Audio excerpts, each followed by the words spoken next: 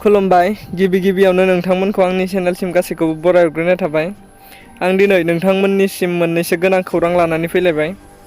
जेने थेने फैथोंसै न'आव मोनफैफिनथों बे राहाखौ नांगौ। जायाखै जेबो दावराव दावसि जायाखै।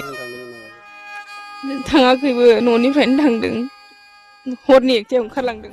दिनैनि गिबि खौराङावनो दं सनितपुर जिल्लानि सिङाव थानाय हाग्राजुलि हालामनि सोरांजुलि गामिनि थागिबि मुस्रि चक्र बसुमतारीनि फिसाज्ला 20 बोसोर बैसोनि धोरोमसुला बसुमतारीया थांनाय 20 आगस्तनिफ्रायनो गावनि न'खरनिफ्राय गोमानानै दं। बिथांनि न'खरनि बिमा बिफा आरो गामिनि सुबुंफोरा गोबां जायगायावनो नागिरबाय नाथाय जेरावबो रावनिफ्रायबो खौरां मोनाखै होननानै फोरमायदों। धोरोमसुला बसुमतारीनि न'खरनि बिमा बिफाया गोबां दुखुजों गाबै गाबै रायजो राजाखौ खावलायदों गावनि आंगो फिसाज्ला धोरोमसुला बसुमतारीखौ बहाबा लामा सामायाव नुसनबायोब्ला 9365526471 आरो 8812853721 जामबुं नाम्बारनि गेजेरजों न'खरनिसिम फोरमायहरनो खावलायदों धोरोमसुला बसुमतारीनि न'खरनि बिमा बिफामोना। नेक्स्ट खौराङाव दं दावहारु गारलाबाथा बसुमतारीनि मुसुखा बेखेवनायजों लोगोसे 24थि थैनाय गोसोखांथि सान फालिदों। क'क्राझार जिल्लानि सिङाव थानाय सेरफांगुरिनि सामथाइबारि गामियाव गारलाबाथा बसुमतारी पाब्लिक चेरिटेबल ट्रास्ट आरो रामफलबिल दख'रा दुलाराय बर' फरायसा आफादनि बानजायनायाव दावहारु गारलाबाथा बसुमतारीनि मुसुखा बेखेवनायजों लोगोसे 24थि थैनाय गोसोखां सान फालिदों। बे हाबाफारियाव मुसुखा बेखेवगिरि आलासि महरै नुजाथिफैदों MLA लरेन्स इस्लारि आरो बर' थुनलाइ आफादनि आफादगिरि सुरत नार्जारिया।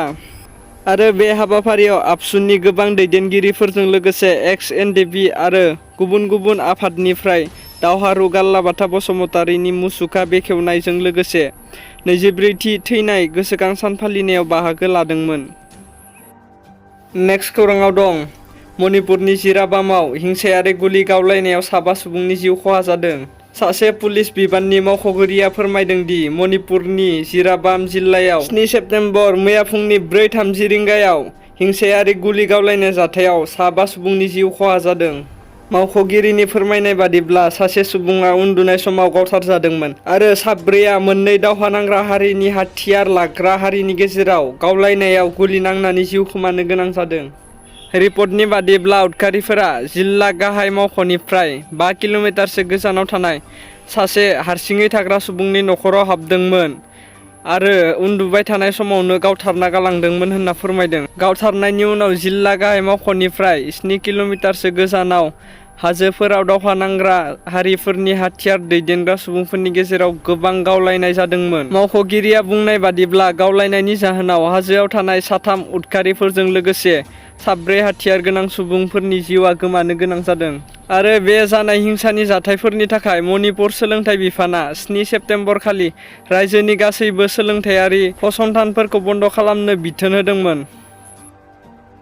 दिनैनि खौराङा एसेनोसै। नोंथांमोना भिडिअखौ नायनानै मोजां मोनबायब्ला लाइक खालाम, कमेन्ट खालाम आरो लोगोसेनो शेयार खालाम। आरो नोंथांमोननो बेफोरबायदिनो खौरां नांबाय थागौबा आंनि चेनेलखौ साबस्क्राइबजों लोगोसे बेल आइकनखौ अलाव थुनानै लाबानो जाबाय। मानोना आं नोंथांमोननिसिम बेफोरबायदिनो गोनां खौरांखौ लाबोबाय थागोन। गोजोन्थों।